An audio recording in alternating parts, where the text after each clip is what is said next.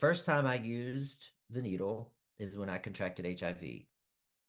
And the gentleman actually, there's a there's some fetishes in the meth community that are a little dark, and one of them is pausing, and that's when you get off on giving HIV to men.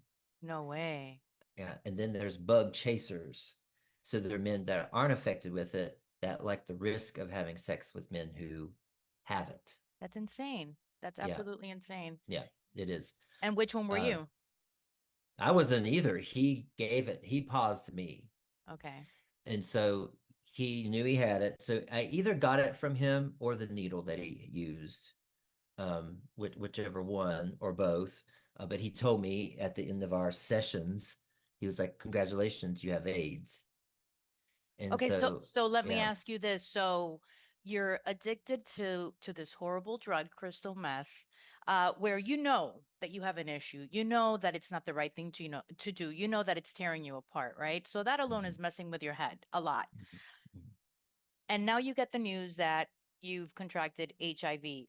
What does mhm. that do to you? How do you feel? Yeah, yeah. What are the thoughts that are going to your head? Because even though there's a pill that you can take now, there's still a stigma and a fear associated with HIV. I mean, Mhm, so mhm. what did you think at that moment? Was it just like a bomb that hit you, like something else, or you're like, okay, I'm done? Yeah.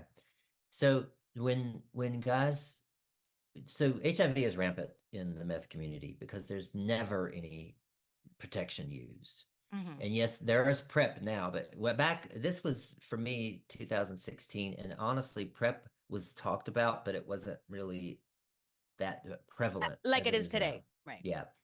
Um, but when I first found out, men usually have two reactions when they find out they have HIV and they're a crystal meth addict. They either go on a rampage of death, a death wish, where they're like, I have it anyway, Right. or they stop. And so I actually decided that that made me pause and get sober for about 3 or 4 months. I was devastated, but more so for my kids. And the thing is that I was so I went to the clinic, the health clinic, and the lady that sits there and just all she does all day is give out results, right? And she told me my results, and she says, it's not a death sentence anymore. And then I proceeded to hear that like 25,000 times from everybody, it's not a death sentence anymore. And for some reason, I was like, stop fucking saying, I'm sorry, stop saying that to me. It didn't matter to me that it wasn't a death Right. sentence. To me, it meant my life was never going to be the same. Right. I had to now come to tell my kids, and then I started to really think about my mortality for the first time.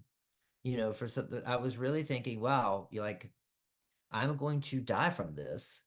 Something's going to kill me if I continue this On this lifestyle. path that you're on.